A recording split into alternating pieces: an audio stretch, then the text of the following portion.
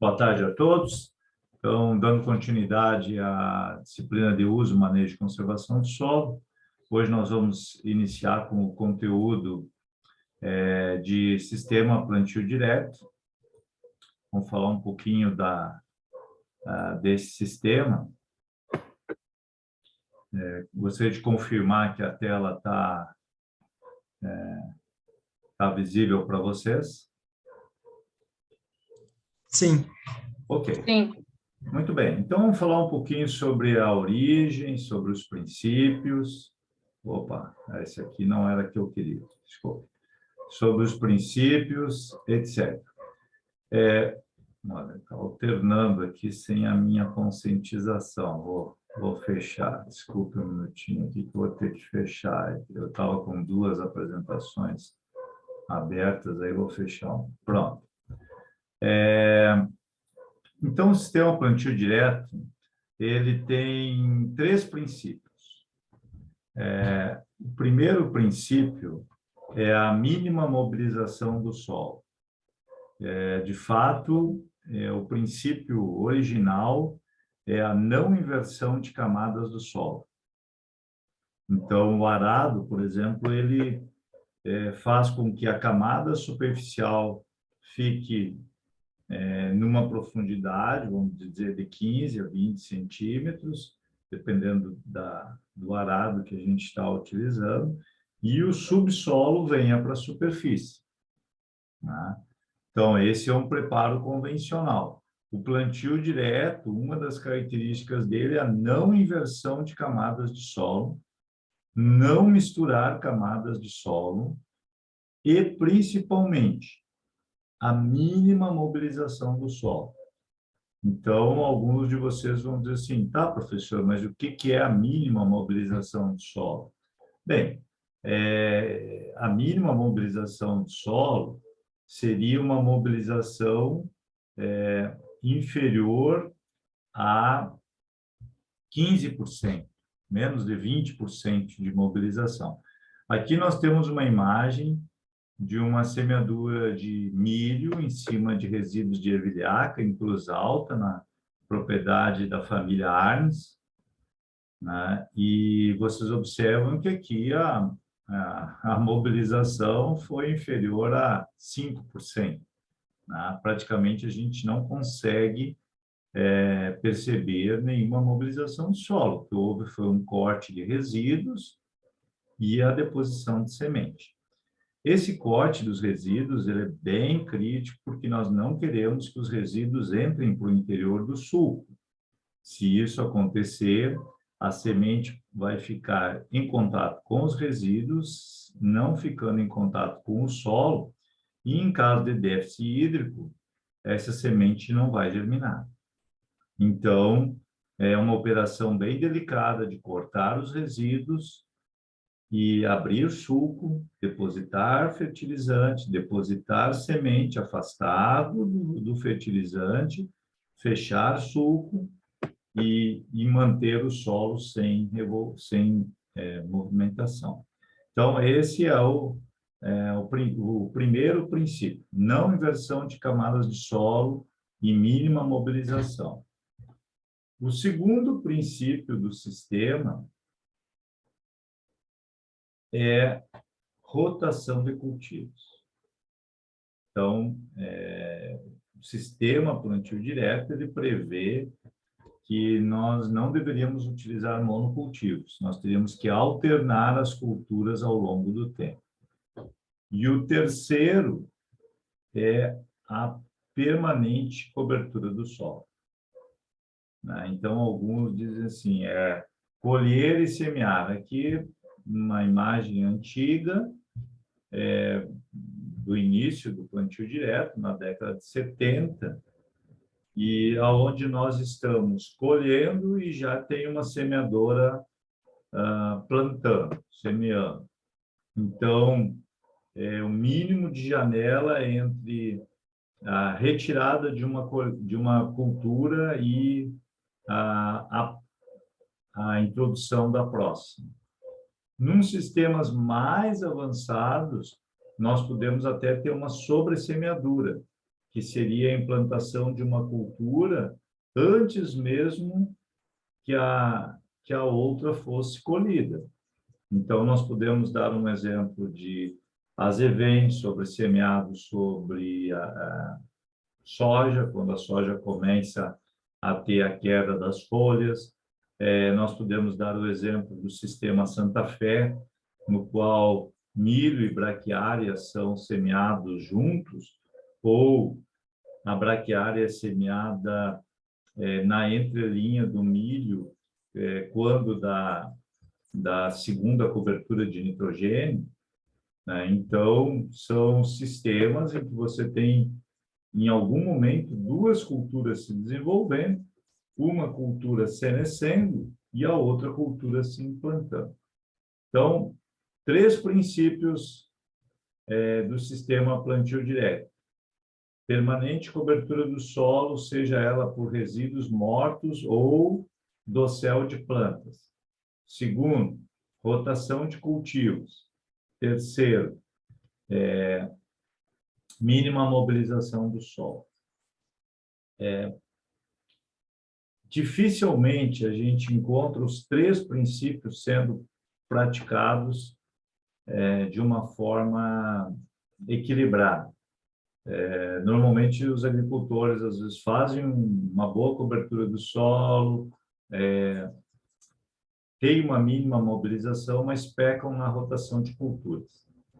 Os policultivos, os mix, vêm um pouco a compensar essa falta de rotação no verão. Eu posso ilustrar o caso do Rio Grande do Sul.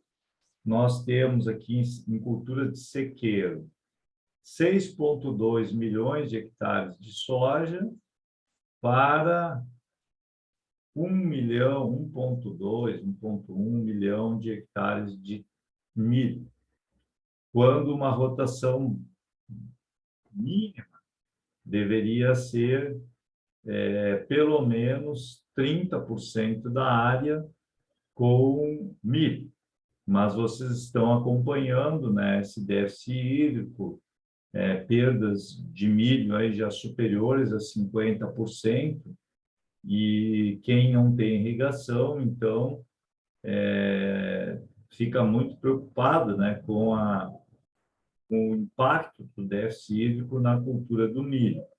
E por isso que eu acredito que nós temos, além da rentabilidade da soja, esse grande predomínio de soja em relação ao milho.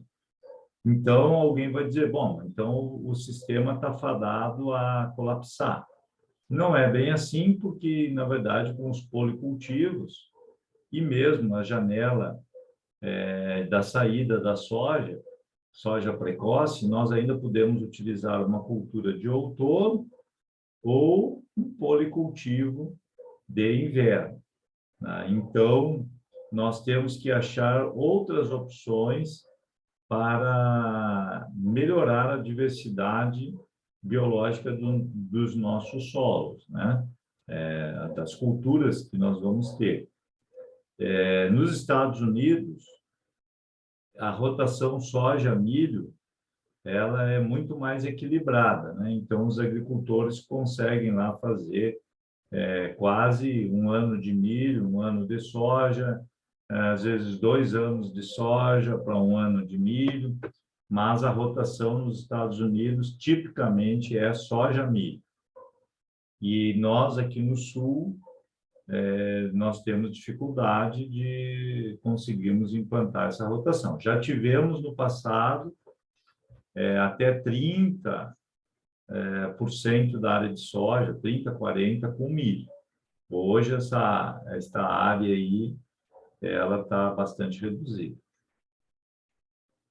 Bom, de fato, né, o que a gente está falando aí é que nós temos a seguinte situação. Quando você tem uma grande intensidade de cultivo mecânico, preparo do solo, certo? Nós estamos tipicamente numa agricultura convencional. Quando nós vamos reduzindo a intensidade de preparo mecânico e vamos substituindo pelo cultivo biológico, parte das funções que o preparo do solo executaria, as plantas que nós escolhemos é que vão executar.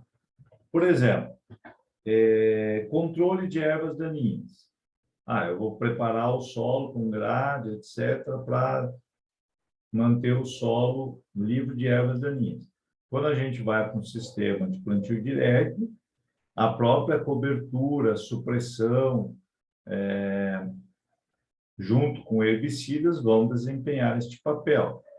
Eu vou utilizar o preparo do solo para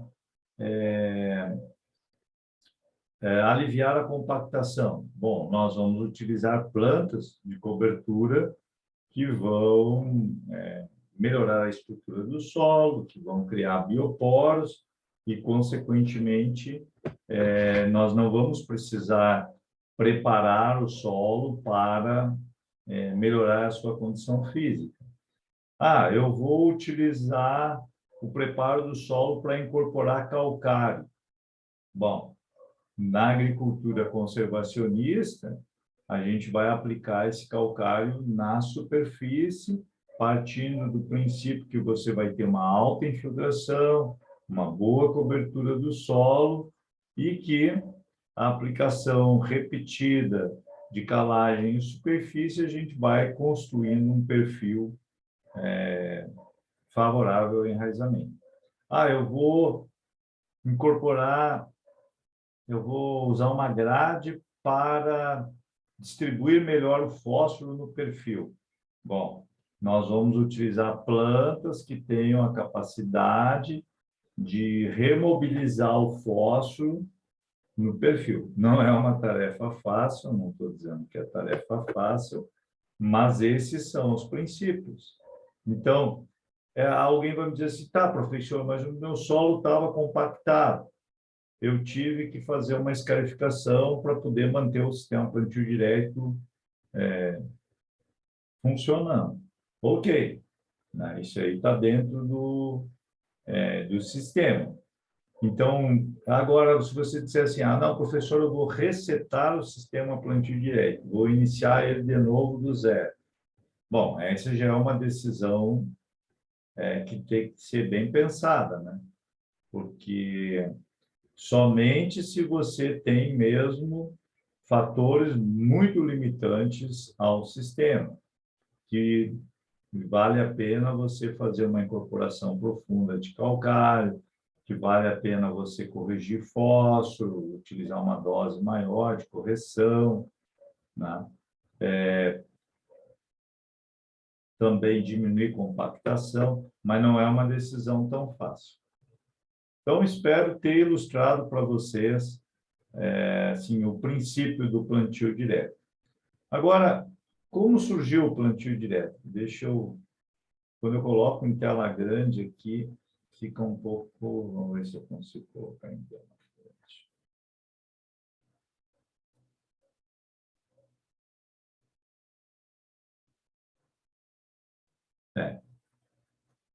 Esses dois aqui são os pais do plantio direto no... Opa, não.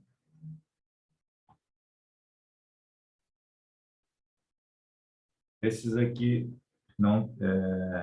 vocês não estão vendo, né? A gente está vendo, mas é como se tivesse uma tira escura no meio do slide, professor. Essa tira escura aqui é uma barra de ferramenta. Estão vendo o slide? Sim? Agora sim. Ok. Esses dois senhores que estão ao fundo lá são duas pessoas que infelizmente faleceram, né? Mas em 1962 eles fizeram a primeira lavoura de milho sob o sistema plantio direto na Universidade de Kentucky, certo? O de camisa branca era o professor Shirley Phillips, professor de fertilidade do solo da Universidade do Kentucky. E o de camisa, que está de boné, é o o agricultor Harry Young foi o primeiro agricultor a fazer uma lavoura de plantio direto, né, nos Estados Unidos. Então, em 1962, a Universidade do Kentucky inicia o sistema plantio direto. Eu já ouvi outras origens do plantio direto, não tão bem documentadas, mas essa aqui eu diria para vocês que é a oficial. Inclusive, lá na Universidade do Kentucky, aonde iniciou o plantio direto, foi reconhecido como marco histórico da agricultura americana e da agricultura do mundo, né? Eu, particularmente, já tive a oportunidade de ir visitar lá no Kentucky a área que iniciou o plantio direto, né, lá em 1962. Muito bem. Vou voltar aqui que eu estou fazendo alguma bobagem. Pronto. Vou ter que voltar de novo ali.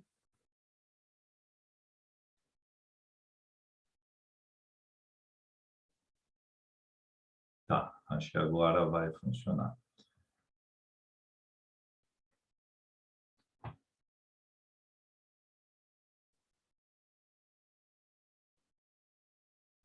Bom, o plantio direto foi introduzido no Brasil em 1972, 10 anos depois de que ele tinha sido iniciado nos Estados Unidos.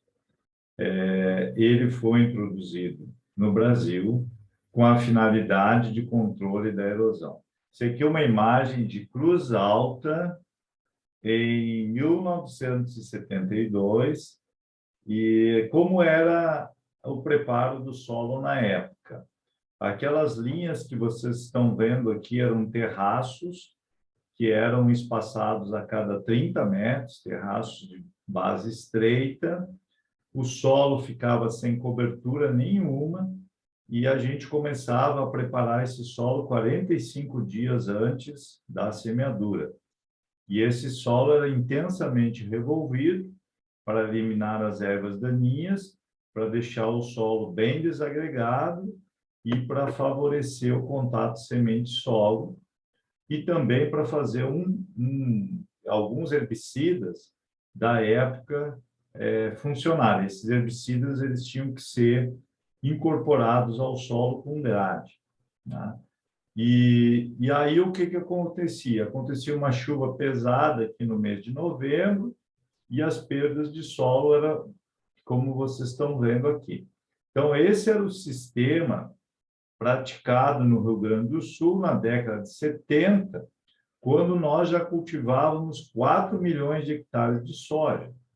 E vocês imaginem, né, 4 milhões de hectares de solo descoberto, exposto à chuva e tendo só o terraço como forma de controle da erosão.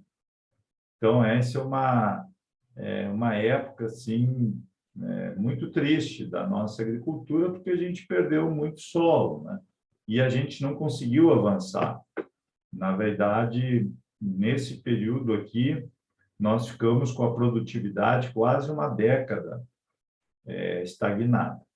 Eu, como criança, eu vivi um pouco disso aí, né? Meu pai era proprietário de terra, eu cresci numa fazenda, né? Então, para vocês terem uma ideia, a palha de trigo a gente queimava ela por medida fitossanitária, profilaxia. Então, ou a gente incorporava o resíduo ao solo ou queimava o resíduo para evitar a proliferação de doenças. E do ponto de vista de conservação do solo, isso era terrível. Aí vocês vão dizer assim, tá, professor, mas por que a gente fez isso dessa maneira? Bom, até hoje, o plantio direto no mundo, ele é praticado em menos de 15% da área agrícola. 85% não é que seja preparo convencional, mas é preparo reduzido ou preparo convencional. Então, assim, embora a área de plantio direto tenha avançado mundialmente, né, nós ainda temos muito a conquistar. E aí vocês vão me perguntar, mas qual a razão, professor, para que o plantio direto aí tenha uma área inferior a 20%, né, da área agrícola mundial?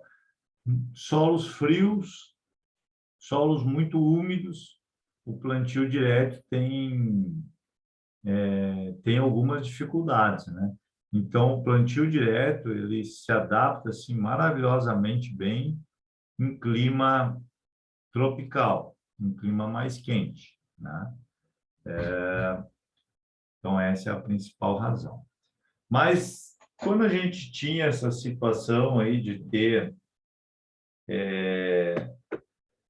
uma erosão muito intensa, nós diminuímos muito a infiltração de água pelo chamado pé de grade, de arado, que era uma camada compactada, que diminuía muito a infiltração de água. A erosão representava uma perda de nutrientes muito grande.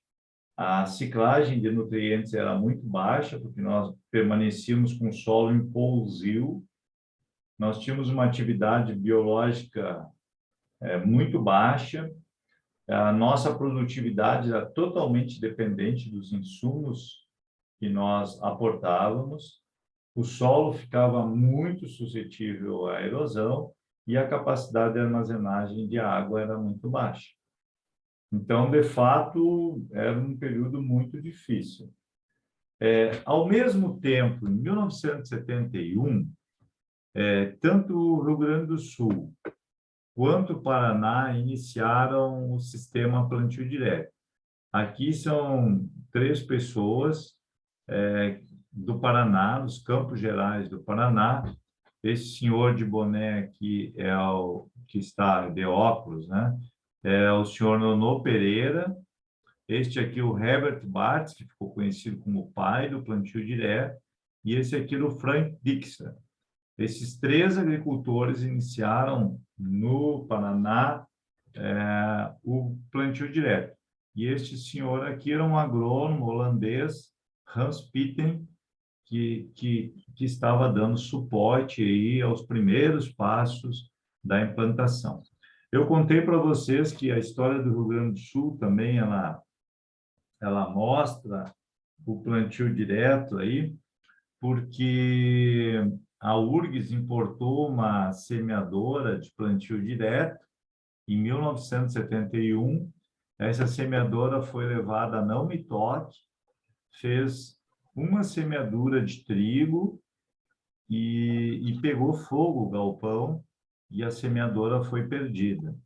Então, ali nós perdemos também assim, a primazia de ser um estado que iniciou o plantio direto, enquanto que o Paraná, então, ficou como o berço histórico do plantio direto no Brasil.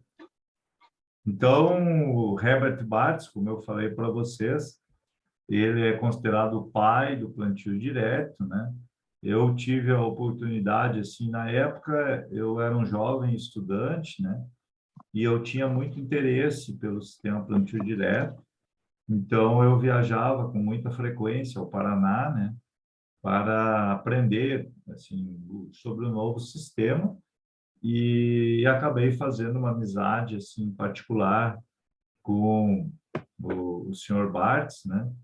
E eu trago assim para vocês como uma alegria, né, que numa dessas passagens aqui por Santa Maria, eu trouxe ele para a sala de aula, aí numa aula de uso, manejo e conservação de solo, e que ele mesmo pôde contar, né, a história da implantação do sistema plantio direto na sua propriedade. Foi um momento para mim assim inesquecível.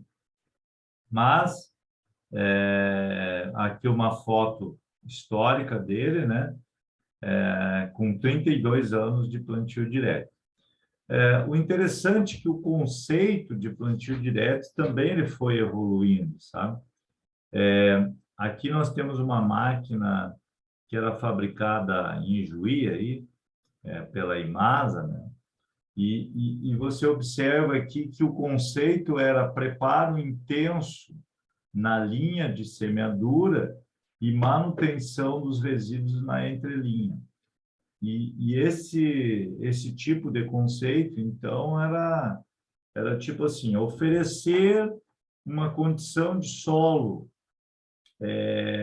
bem preparado na linha de semeadura e solo coberto e intacto na entrelinha. Bom, esse conceito não funcionou muito bem, porque nós tínhamos um banco de sementes de invasoras muito grande. E quando você preparava intensamente a linha de semeadura, você tinha uma emergência muito grande de invasoras na linha. E isso era muito difícil na época, a gente ter herbicida que fosse seletivo, né? Que ele controlasse a gramínea e não afetasse a soja. Então, logo em seguida, se começou trabalhos para reduzir a mobilização de solo, porque um dos primeiros desafios, então, quais eram os primeiros desafios do sistema plantio direto lá na década de 70? Era ter semeadura, uma semeadora que fizesse o trabalho, era ter um controle de insumos bom, uma boa cobertura, fazer uma semeadura eficiente numa cobertura de solo e estande de planta, né? Se tinha muitos problemas de obter um bom estande de plantas neste novo sistema. Então, aqui vocês têm essa imagem de como era o revolvimento da época, né? Então, era um revolvimento muito grande que provocava um içamento na linha também indesejado. Mas as máquinas, então, o que tinha de máquina semeadoras no mercado, essa aqui era uma delas, a Rotacaster. Eu cheguei a trabalhar com essa máquina. Ela tinha uma enxada rotativa. Então, você imagina, né? Em cada linha tinha uma enxada rotativa e a ideia era pulverizar bem o solo na linha de semeadura, né? Então, esse era um projeto que foi abandonado aí depois de uns 8 anos de uso, especialmente no Paraná, foi abandonado e substituído por outros projetos, né? Então, aí está essa semeadora aí no Paraná trabalhando. Bom, uma das coisas interessantes da história do plantio direto, né, que é o senhor Nonô Pereira, é que houve uma difusão muito grande. Esses agricultores pioneiros, especialmente o Nonô Pereira e o Herbert Barnes, eles praticamente dedicaram a sua vida à transmissão de informações sobre o sistema, sabe? Inclusive, eles assim, ficaram muito tempo ausentes das suas propriedades para fazer a difusão. Aqui o senhor Nonô Pereira estava lá no Paraguai, numa cidade muito bonita, que é Naranjal, onde ele estava com a camisa aqui de 25 anos do plantio direto na sua propriedade. Eu também tive a oportunidade de ser amigo do Nonô Pereira e eu tenho essa camisa dos 25 anos de plantio direto contínuo da propriedade dele. Eu guardo isso como assim, uma recordação muito carinhosa que ele me proporcionou. Como eu disse para vocês, o grande desafio do plantio direto no início era o controle de invasoras. E, evidentemente, que a gente utilizava, na época, herbicidas muito potentes. Para você ter uma ideia, a gente utilizava, nessa época, aí, herbicidas que eram utilizados para limpar trilho de trem, né? Então, um impacto ambiental muito grande, né? Herbicidas muito potentes. Mas era o início, né? Se iniciou dessa forma aí, com grandes dificuldades na parte de controle de índices. Outra questão que os agricultores faziam era assim, tudo bem, o sistema vai conservar solo, vai ser útil, mas e a produtividade? Nós não podemos perder produtividade. Embora eu diga para vocês que a produtividade na época era muito baixa, tinha que se provar que era competitivo. Então, esse aqui é o outro pioneiro do plantio direto, Wolf Debsch. Tive a oportunidade de trabalhar com esse senhor, que hoje ele se encontra aposentado, né? Mas ele escreveu uma boa parte da história aí do plantio direto, né? Ele trabalhou muito tempo com Ademir Calegari também, e aqui ele está fazendo os primeiros trabalhos em 1972, uma imagem do arquivo pessoal dele, comparando uma lavoura de trigo sob plantio direto e aqui uma sob convencional. Então, assim, na nossa opinião aqui, né, visualmente, essa lavoura de plantio direto não fica devendo nada para a de convencional. Só que isso, assim, uma coisa era nível experimental, né? Outra coisa era nível de lavoura. Os agricultores cometiam, assim, muitos equívocos. E isso fez com que a adoção do plantio direto fosse muito lenta, certo? Então, aqui a propriedade em Rolândia, do Herbert Bartz, as imagens aí das primeiras lavouras de plantio direto, de como era o sistema, né? E tudo era muito novo. Eu queria dizer para vocês que nem Embrapa, nem universidades, sim, na verdade, o sistema plantio direto foi introduzido por agricultores, né? Os agricultores que correram o risco aí da adoção, que arcaram com o risco do insucesso, e teve bastante insucesso no início, e depois, claro, aí as instituições de pesquisa, de difusão, fizeram um papel muito importante para que isso chegasse a mais agricultores. Então, essa aqui é uma máquina que, vou voltar ela ali para vocês olharem ela. Essa máquina aqui foi importada pelo Herbert Bartz, e essa máquina, então, ela inspirou, né, a indústria nacional a começar a desenvolver a sua própria semeadora de plantio direto. Então, vocês imaginem assim que isso teve reflexos em toda a cadeia do agronegócio, né? Porque logo à frente, o Brasil passou a se tornar uma referência em semeadoras de plantio direto, mundial, especialmente através da Semeato, né? E as PS, né?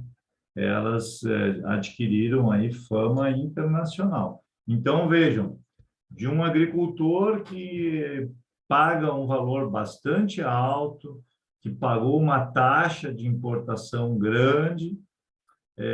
Essa semeadora ela ficou um tempo retido no Porto de Santos, até que fosse liberada para o Herbert Bartz, e no primeiro ano já chegou atrasado, então ele acabou plantando tarde, semeando tarde, perdendo produtividade, mas ela foi inspiradora aí para vários projetos de semeadora que seguiram adiante. Então, aqui estão as primeiras lavouras de plantio direto, os agrônomos, os agricultores aí, muito interessados, né, neste novo sistema e muito curiosos, né, sobre se iria funcionar mesmo. Então, essa é uma imagem do Herbert Bartz, da fazenda Renânia, e ele dizendo assim, olha, no início do plantio direto, o que mais nos animou é que a erosão era um problema do vizinho. Quer dizer, aqui é a divisa de propriedade, né? Esse aqui era o agricultor fazendo o sistema tradicional e o Herbert Bartz, né, fazendo o sistema plantio direto. Então, ele já notava que o controle de erosão, que era o objetivo principal, estava a caminho, estava sendo alcançado. Então, ele coloca assim, a erosão é do vizinho. Bom, hoje, como eu disse para vocês, nós temos, está um pouco desatualizado esse slide aqui, né, do Wolf Depres. Hoje nós temos algo em torno de, os números falam assim, 120, 130, 140 milhões de hectares de plantio direto. Brasil e Estados Unidos são os países com maior área. O Brasil hoje tem uma área aí de 32 milhões, a gente estima isso, 32 milhões de hectares. Os Estados Unidos têm uma área de 28, 29 milhões de hectares. Aí, depois, a Argentina tem uma área em torno de 17, 18 milhões de hectares. Aí nós temos o Canadá e a Austrália. E o Paraguai, certo? Muito pouco plantio direto na Europa, muito pouco plantio direto na África, muito pouco plantio direto na Ásia. Então, essa é a realidade, né? Os top 5 aí, então. Brasil, Estados Unidos, Argentina, Canadá, Austrália. E eu coloquei o Paraguai, porque, embora a área do Paraguai é pequena, né? Aqui no Rio Grande do Sul, a gente estima aí que a área de plantio direto aí, ela possa chegar a 5 milhões de hectares, né? A área do Paraguai proporcional chega a 75% da área agrícola do Paraguai é sob plantio direto. Então, aqui, dados um pouquinho mais atualizados, né? Eu tenho esses dados mais atualizados para vocês, mas Estados Unidos e o Brasil sempre competindo pela produtividade de soja, competindo pela produção de soja, competindo pela área de plantio direto. Argentina, Canadá, Austrália, Paraguai, e aí depois nós temos, vocês vejam que países desenvolvidos, ó, por exemplo, a França, outros países desenvolvidos, com área que às vezes é igual a de um município, como de Tupã-Siretã e Cruz Alta, aí, com área de plantio direto maior do que alguns países desenvolvidos. Então, tipicamente, a América do Sul, né, é a região do globo que tem maior área de plantio direto, isso é importante, mas aqui eu quero ir um pouquinho, eu tirar essa barra aqui para vocês poderem enxergar. Bem, de 1972, quando nós tínhamos a primeira área de plantio direto lá nos Campos Gerais do Paraná, certo? Até 1990, o incremento da área de plantio direto foi muito lento. Então, nós levamos quase 20 anos para os agricultores realmente adotarem o sistema de plantio direto. E as áreas mais antigas de plantio direto são aqui do sul do Brasil.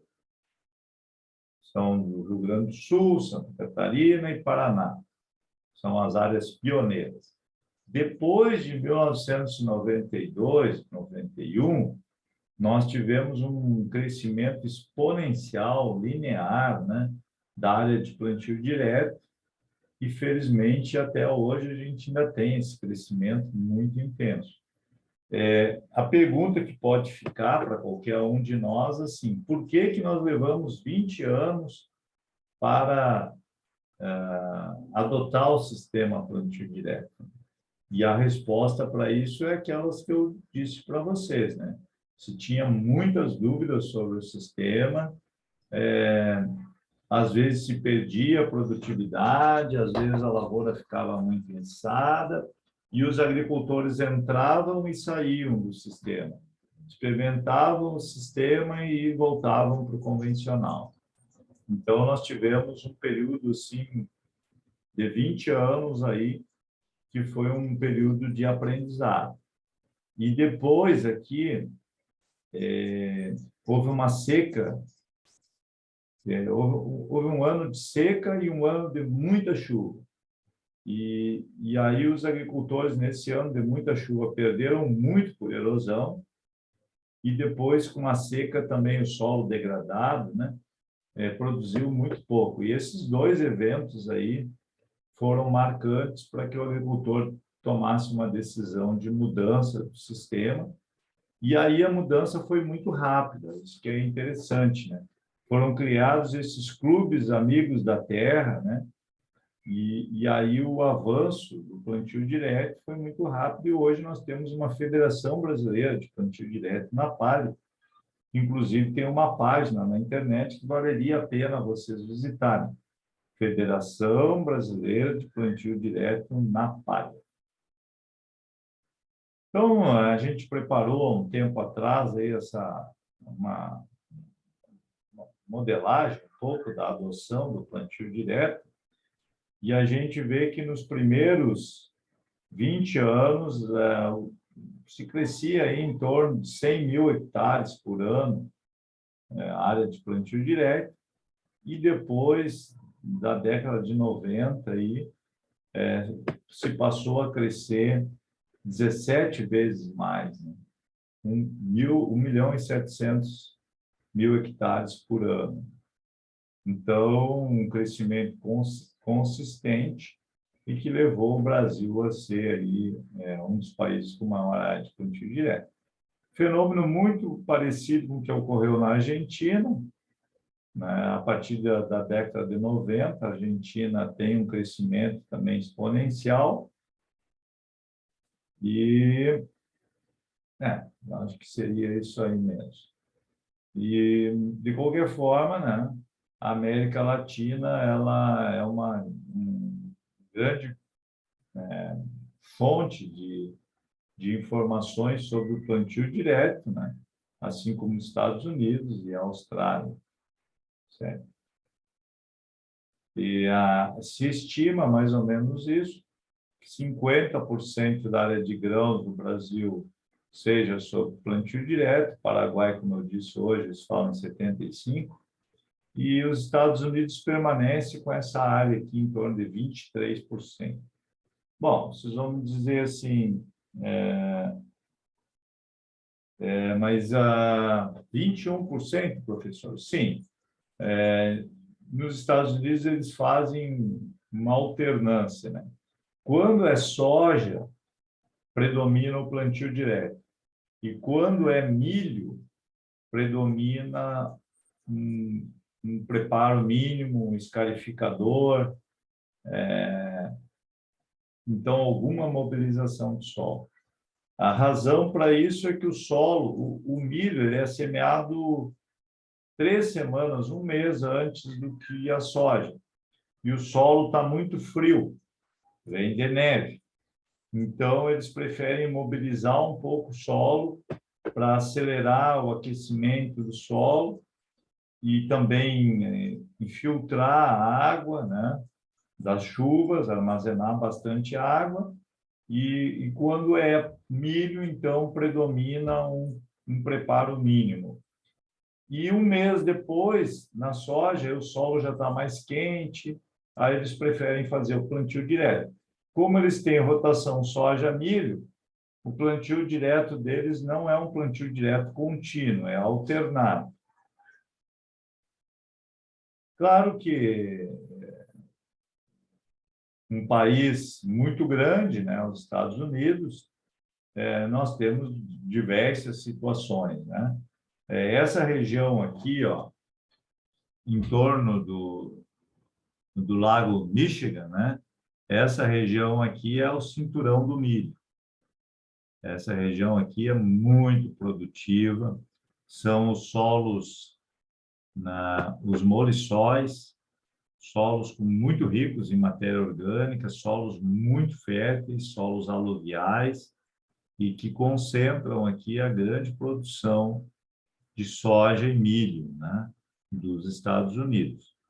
Já aqui mais para a região central, nós temos uma região marginal, já com, assim, não é uma região com a mesma aptidão desta aqui, E aí, quando a gente vem aqui para o sul, aí você tem pastagens, você tem amendoim, você tem algodão, e no caso do Texas aqui, né, você tem bastante integração lavoura-pecuária, né? Mississippi, você tem arroz, e, e já aqui na região da Califórnia, aí você tem bastante produção de frutas, bastante produção de hortaliças, e assim, uma agricultura que eu diria mais ecológica, mais orgânica, assim,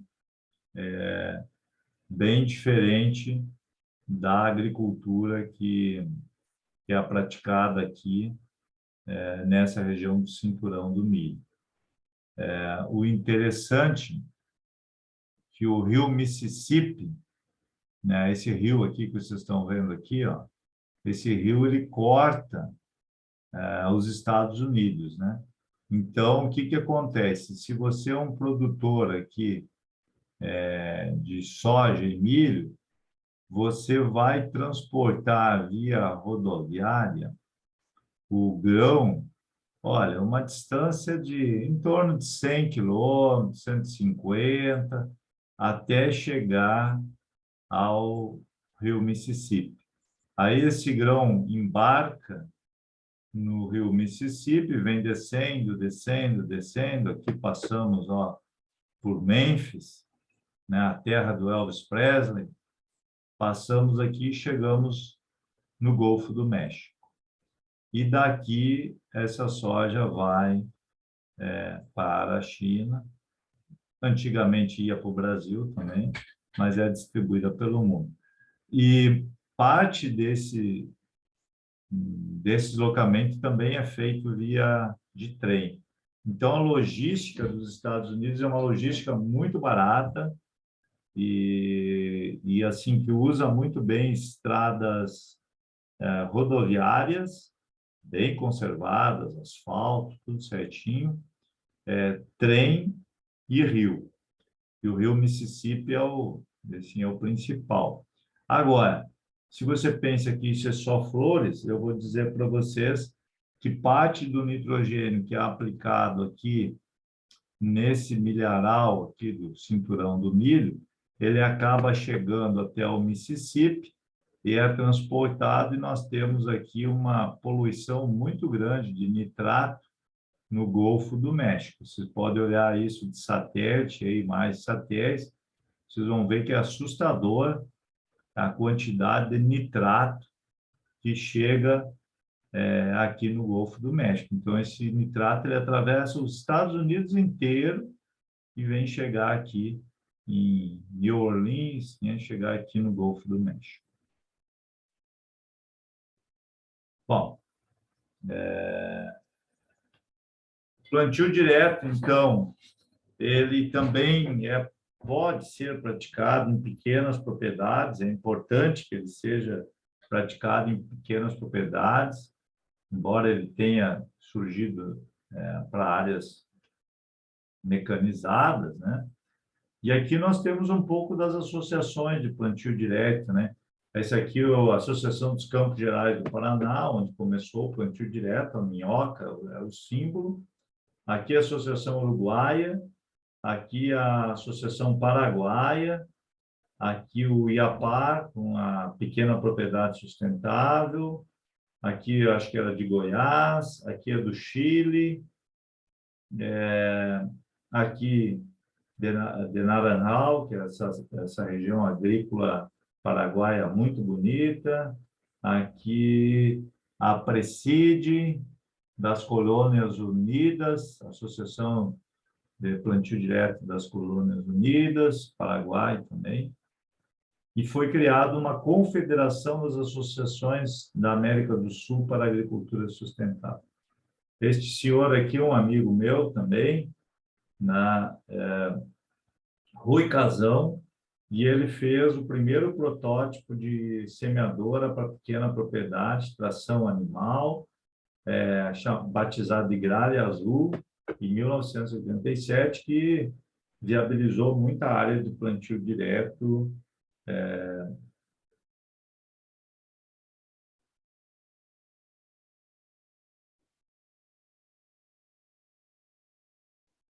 Aqui nós temos um encontro de agricultura conservacionista, plantio direto para pequena propriedade. Aí nós temos tração animal, semeadura, e aqui a matraca. Então, embora assim muito popular, né, ela é uma opção para agricultura na África, por exemplo, e alguns países, né, é uma boa opção para fazer plantio direto. Aí nós temos já um projeto mais avançado aqui, com uma linha de sementes, outra de fertilizante, né, e tração animal. E aqui, aplicação de calcário, tração animal, e aqui pulverização, né, tração humana. Vocês vão dizer assim, mas professor, isso aí não funciona. Vocês têm que lembrar que parte da África, por exemplo, eles fazem agricultura que eles chamam garden farm, agricultura de jardim, que é meio hectare, é 1 hectare. Então, se você vai ter que semear 1 hectare, essas máquinas aqui são muito fáceis de ser utilizadas, né? Então, esse aqui eu mostro para vocês, é um trabalho que eu participei, né, durante um tempo da minha vida. Eu fui consultor das Nações Unidas para plantio direto na África, junto com aquelas pessoas que eu falei para vocês ali, o Rolf Dept, Rui Casão, Ademir Calegari, né, eu integrei o time aí, e aqui nós foi levado um container de matracas, né? E aqui nós estamos lá na África, né, iniciando os trabalhos de plantio direto. E aqui vocês observem que o número de mulheres, né, é bastante alto na África. Nós temos muitas mulheres que são agricultoras, né? E aqui nós já temos um plantio direto aí estabelecido. Isso aqui é milheto, certo? Aqui, essas duas matracas verdes estão semeando 2 linhas de milho, e na entrelinha nós estamos semeando 3 linhas de feijão calpi. O feijão calpi, uma vígnia, e ela vai fixar nitrogênio, vai produzir grãos, e parte desse nitrogênio vai atender a demanda deste milho. E o milheto aqui, ele cresce muito bem, né? Na África, nós temos muitas leguminosas tropicais, como é o caso da mucuna, da crotalária e do labi-labi. Então, crescem muito bem na África. E de forma, então, que a pequena propriedade aí, ela, na Índia, no Paquistão, Gana, Bangladesh, próprio Paraguai, nós temos um potencial muito grande aí, de expansão do plantio direto na pequena propriedade. No Paraná também é um líder disso, um trabalho muito forte da Emater do Paraná com o plantio direto. E tem muito que avançar, é uma das críticas ainda que o plantio direto ainda precisa avançar mais na pequena propriedade, mas de toda forma já se tem muita coisa feita. Muitas dessas máquinas são produzidas no Paraná e no Rio Grande do Sul. Bom, eu vou terminar aqui com esse slide, que para mim é muito importante. Esse slide foi produzido por um amigo, Juca Sá, né, que trabalhava nos Campos Gerais, na Universidade de Ponta Grossa, hoje já está aposentado, mas ele propôs assim que o plantio direto passa por fases, né?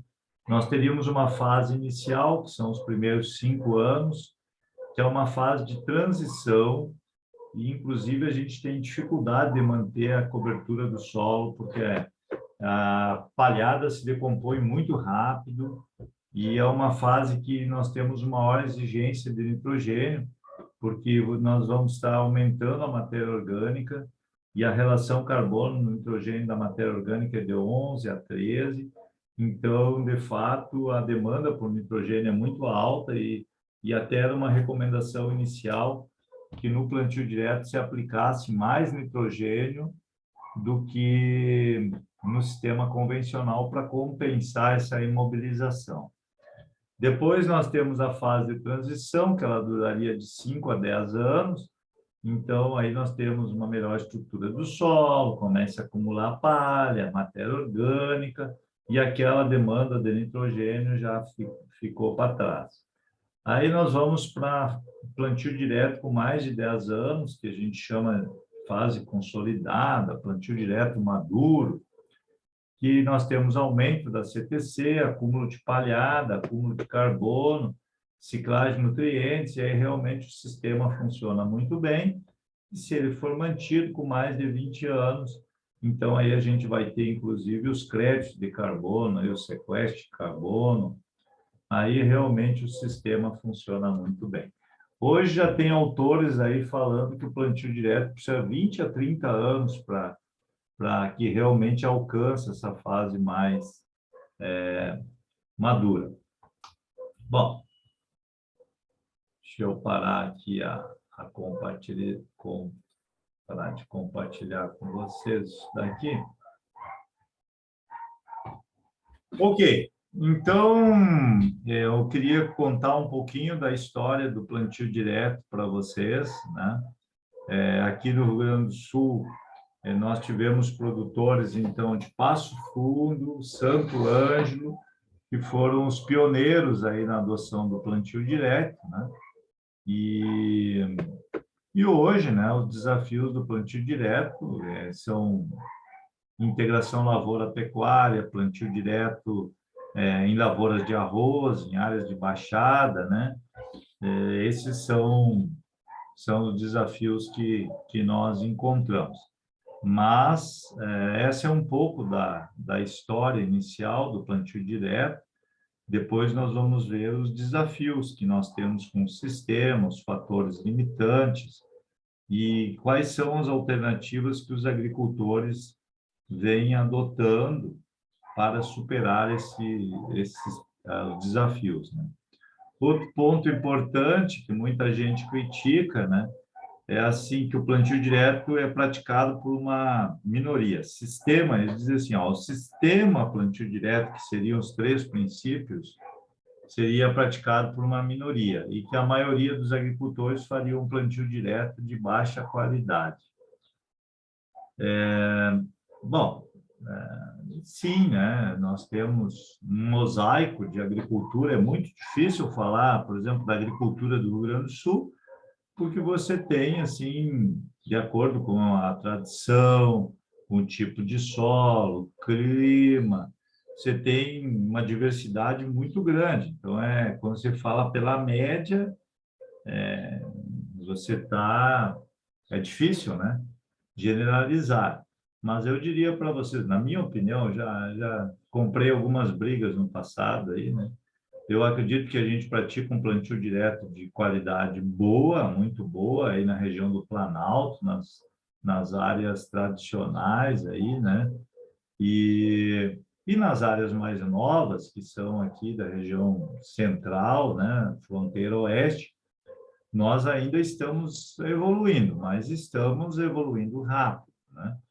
Eu tenho esta visão. Muita gente acha que não, o plantio direto está muito mal conduzido, etc.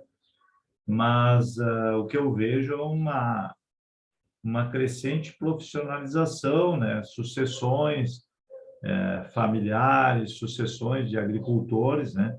Que entram cada vez mais tecnificados, e este intercâmbio entre o Planalto, a região central e a fronteira oeste ele é muito grande, né? Os agricultores trocam muita experiência e o que eu vejo, sim, é mesmo nessas regiões mais recentes, a gente vê agricultores aí fazendo plantio direto de ótima qualidade, por exemplo, em Alegrete, São Francisco de Assis, Manuel Viana, Pelotas, Jaguarão. Então, claro, quando você fala da média, aí sempre você vai ter situações muito distintas, né? Ok, espero ter dado uma introdução para vocês sobre o tema. Eu vou mandar para vocês algum material sobre a história do plantio direto e tem também uma publicação da Embrapa, que eu acho que é 500 perguntas e 500 respostas sobre o plantio direto. Puxa vida, né? É muita coisa. Mas vou colocar lá para vocês irem lendo. De minha parte, queria desejar, então, um Feliz Natal para vocês, um ano novo aí, que vocês possam desfrutar junto com seus familiares. E quando terminar o recesso aí, a gente retoma com força total, energia recarregada e com muita vontade aí de fechar bem o semestre.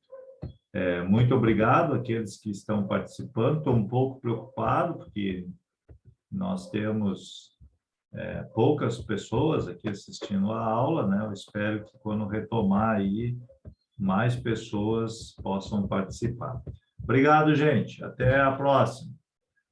Feliz Natal para Obrigada, todo mundo professor. aí. Feliz Ano Tchau. Novo e Feliz Natal para o senhor. Isso aí. Obrigado, professor. Bom final de ano. Até mais. Isso, para você também, Vinícius. Obrigado. Valeu, então, até mais, até ano que vem. Isso, Gabriel, obrigado. E professor, bom final de ano. Christian, obrigado. Luri, obrigado. Elisane, também. Tudo de bom para vocês aí, gente.